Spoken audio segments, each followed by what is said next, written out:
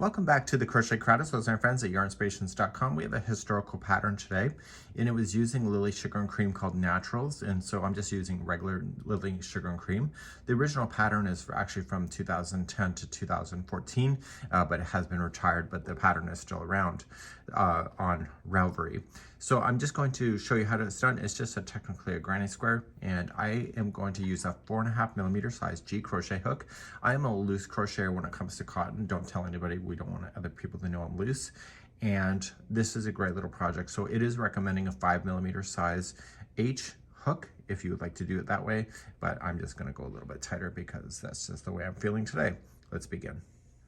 We're going to begin with a slip knot, and this will be the center of your dishcloth.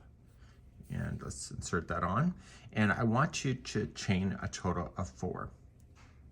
1, 2, 3, and 4.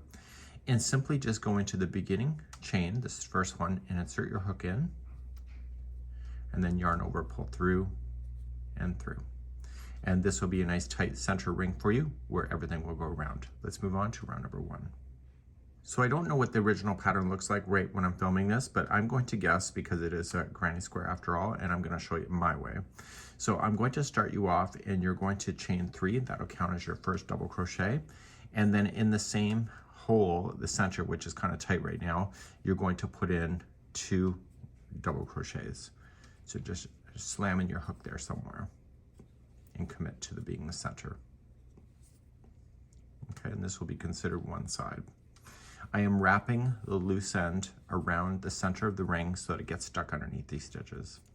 When you get to a corner, which is next, chain 2, and then in the same hole or the center, put in 3 double crochet. So we have 1, 2, and 3. Then turn the corner, it's chain 2.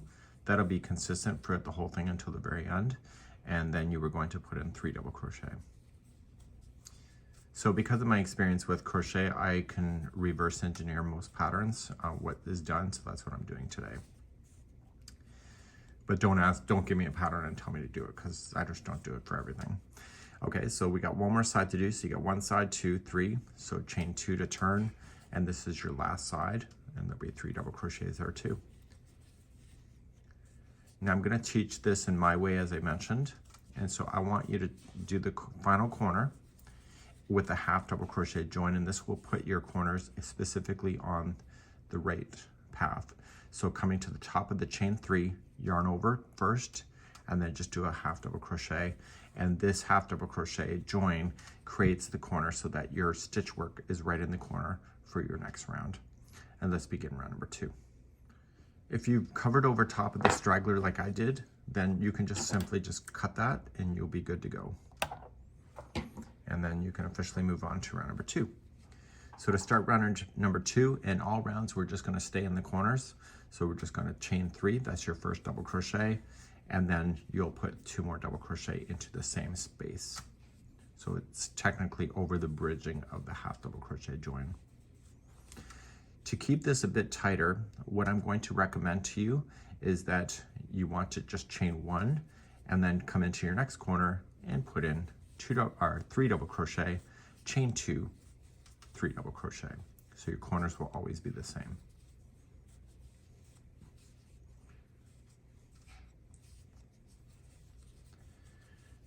Now the only difference in this round versus the others is that the corners get further apart from each other, and we'll be talking about that when we get there. So before you start the next corner, chain 1 to reach over, and then do your next corner, 3 double crochet, chain 2, 3 double crochet. I'll keep going quietly on camera here.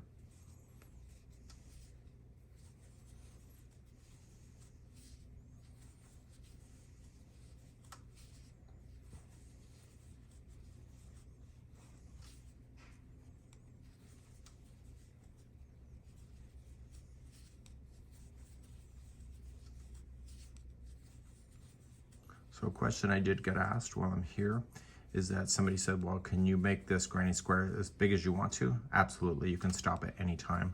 I sometimes feel some of the dishcloths that they provide online, patterns, or the dishcloth is way too big, so you can, with this particular pattern, you can stop at any round. When you get all the way back around, you've already done first half of the corner, so you're just gonna finish this corner with 3 double crochet first.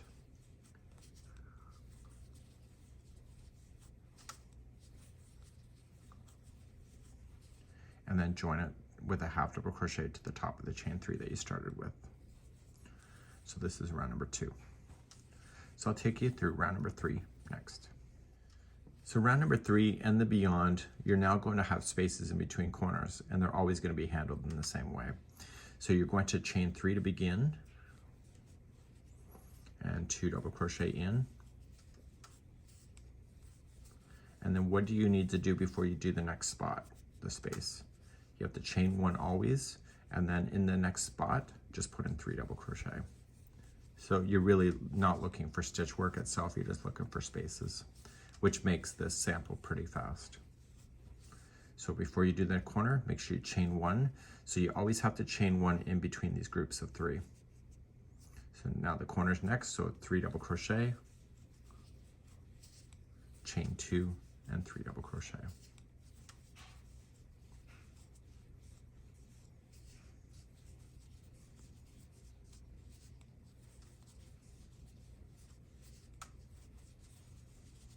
Okay.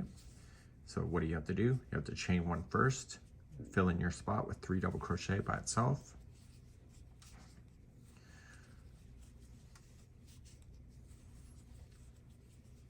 Then chain 1, and then your corner's next. So for those that have never crocheted before, you can leave me a comment, but do you get why people do a lot of granny squares? It's because it's fast. And also there's really no stitches to pay attention to. It's all about spacing. So your corners, as always, is 3 double crochet, chain 2, 3 double crochet, and then chain 1 to separate it from the next group. So I'll stay quiet for the remaining of the round.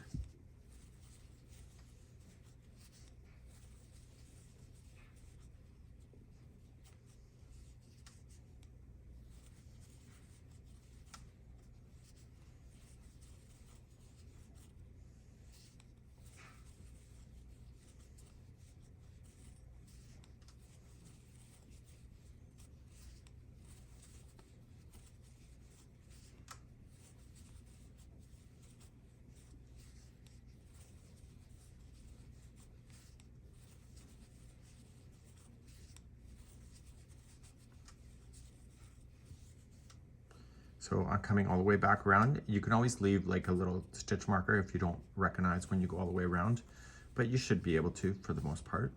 Everybody learns differently, so use the tools that you know that makes it more helpful for you. So the last corner, you're filling in the 3 double crochet and joining it with a half double crochet join to the top.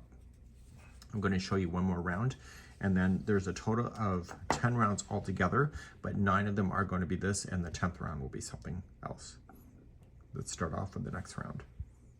To do the next round, just immediately just chain up 3 and put 2 double crochet into the same corner that bridges over that half double crochet join. Chain 1, and then you come to the next space. So every time you go around, more spaces appear between the corners. You know, it's kind of like my face in my head. Lots of air between my ears. So chain 1 after it, and then fill in the next space.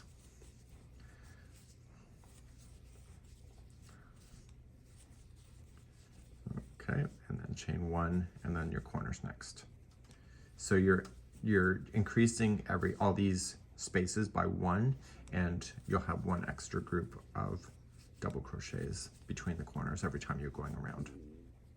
So then 3 double crochet, chain 2, 3 double crochet in the corner. So I sometimes think that some of these patterns, the dishcloths are way too big for application. It also takes longer to dry. So you have to decide what is going to be the best for your hands and what your lifestyle is consisting of. So I'll stay quiet for the remaining of the round. Just don't forget to put those chain 1s in between those spaces, or in between those 3 double crochet groups.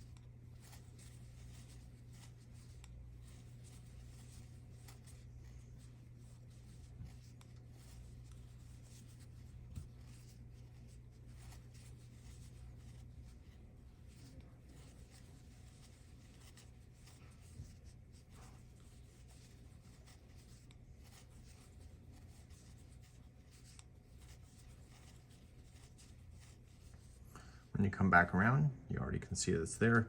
So just put in your 3 double crochet and then join with the half double crochet join to the top of the chain 3. Now this is how many rounds. Can you tell? You have round 1, so just count it up from this side.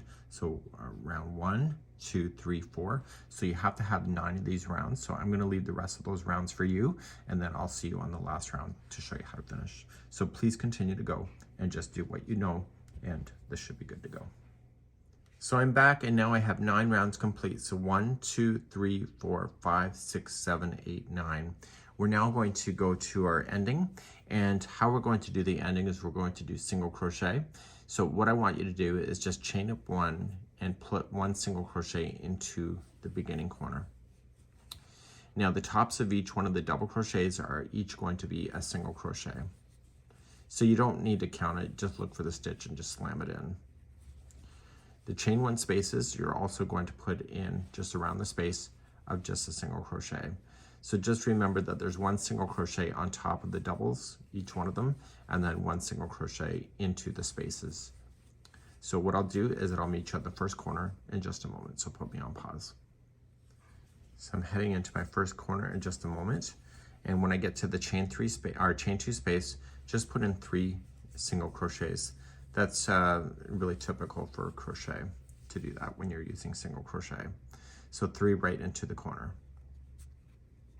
Now, you're going to continue along and just continue to put in 1 single crochet into each one of the doubles and also to the chain 1 spaces.